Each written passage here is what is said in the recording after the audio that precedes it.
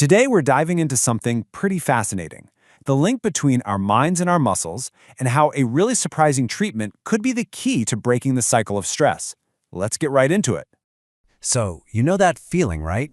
That tight, rock-solid knot you get in your neck and shoulders when you're just overwhelmed? We all say it, I carry my stress in my shoulders. But why there?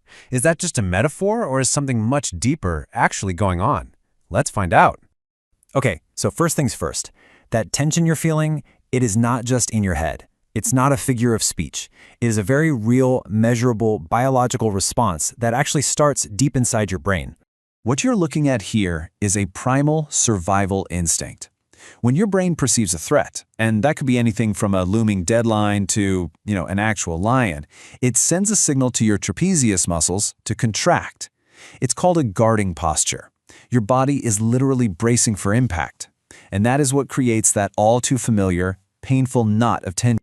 Right, but why does that tension stick around for so long even after the stressful thing is over?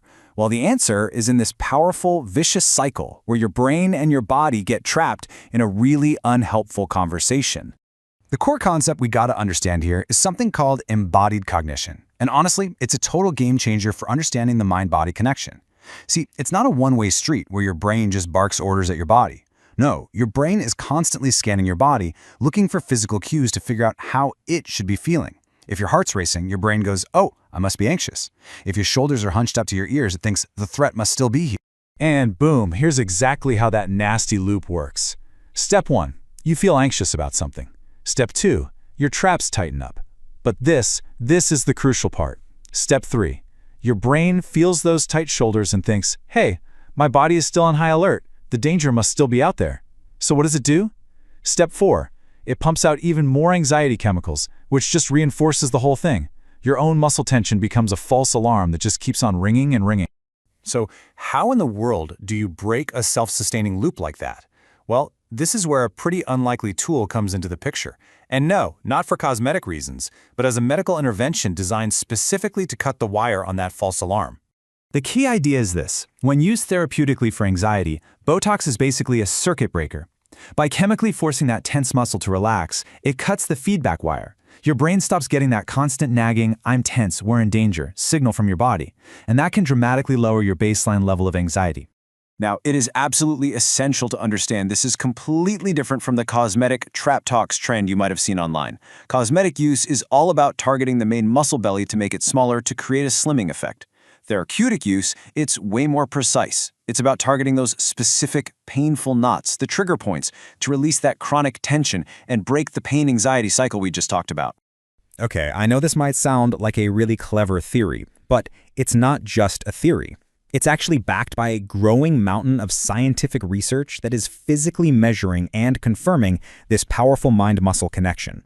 Let's just look at a few of the key findings. First, studies using EMG have literally measured the electrical activity in the trapezius muscle and confirmed, yep, it spikes like crazy during mental stress.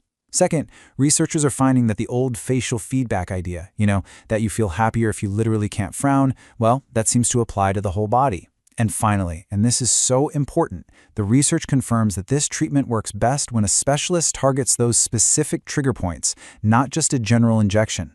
Precision is everything. I mean, this quote right here is kind of the knockout punch.